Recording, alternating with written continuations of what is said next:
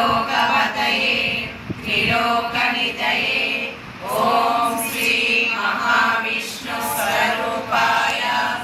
ॐ श्री श्री औषधचक्रनारायणाय नमः।